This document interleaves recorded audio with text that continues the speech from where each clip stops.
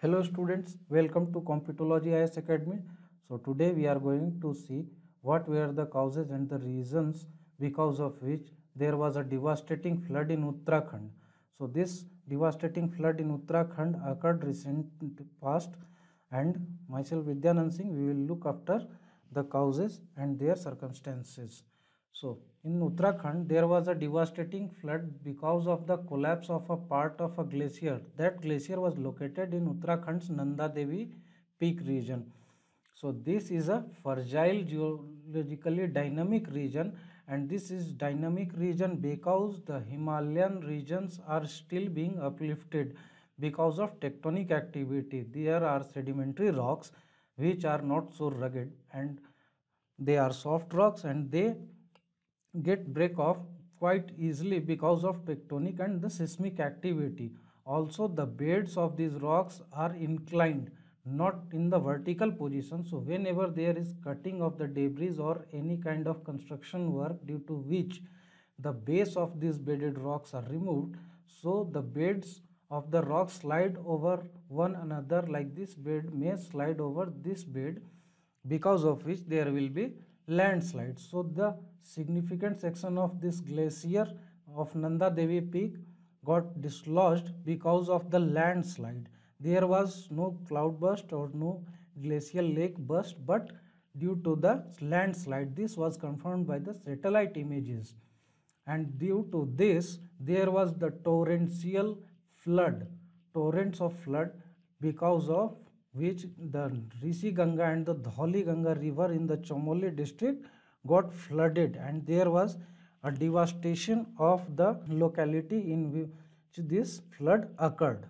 Now we will see what was the sequence of events that occurred. So in the Raini village in Chamoli district in Garhwal region in Himalayas, there was the devastation of the anti-Pesi plant that is located in Tapovan, and this was the region where is the glaciers in the Nanda Devi peak region located, and because of the dislodging of this glacier section, there was flood in this river, and because of which this region was devastated, that is the NTPC plant of Tapovan region.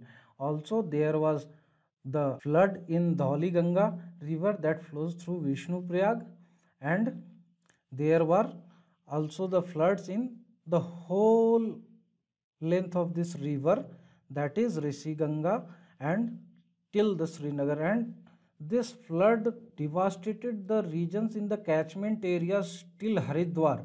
Haridwar is a place where the river debouches in the plains, that is it leaves the Himalayan region, that is the hilly region, and it enters the plain region of the Great Northern Plains.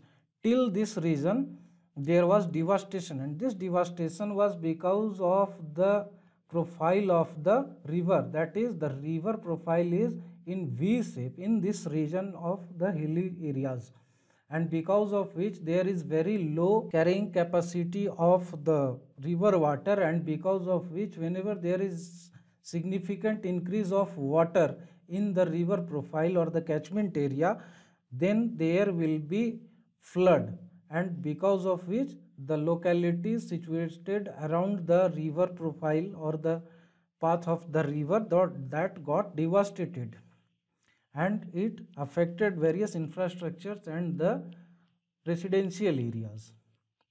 So here you can see there is the location of the areas which are under the threat of earthquake. So this region, that is the upper Himalayan region or the Garhwal region, that is this Chamoli region and all Rudraprayag and all those regions come under the zone 5 of the earthquake classification, and the rest of the Uttarakhand comes in the zone 4 region, which are both of them are in the threat zone of earthquake. There are continuous seismic activities, and this is because of the continuous upliftment of the mountain ranges in this region due to the movement of the Indian plate towards the Eurasian plate.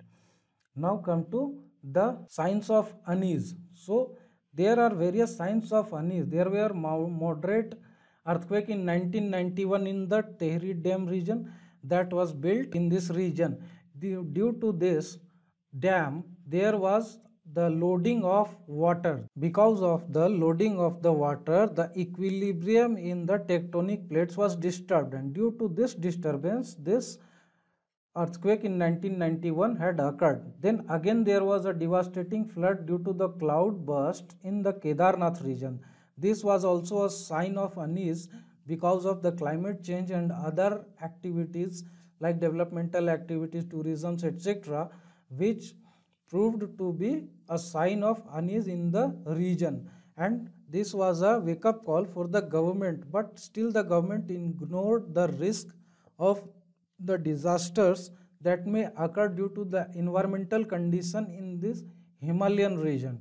The topography of this region is very rugged, and there are various environmental conditions and biological conditions due to which this area should not be developed as the other areas in which there are no such threat to the life and the other properties due to the environmental condition. Also, these areas, as we have seen earlier, comes under the seismic zone of 4 and 5.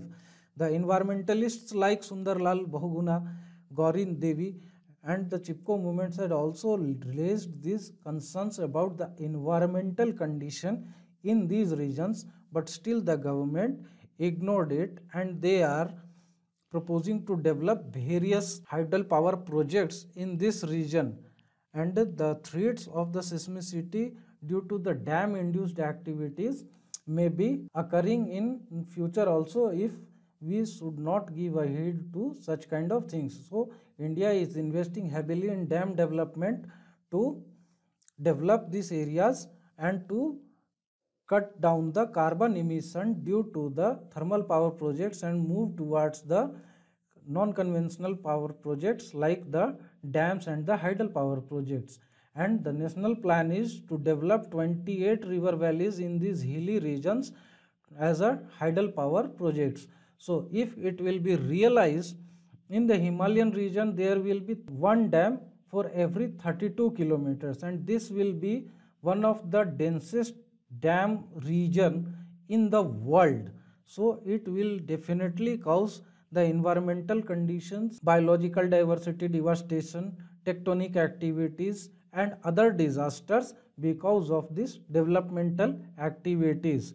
Also, there are earthquakes, monsoonal aberrations, and if there are the dams which are working on the full capacity, then there will be no chances of managing the water that will be added if there will be any cloud burst, glacial burst, or other things, and because of this there will be too much devastation in these regions. So there are proposals that these dams which are being developed, that should be not of accumulation type or the storage type dams, but they should be of runoff type of river projects that should be developed in these regions. So here we finish the study of the floods that occurred recently in Uttarakhand. Thank you very much. Get in touch with us on these contact numbers and visit our website for various courses which are being launched on our website. Thank you very much.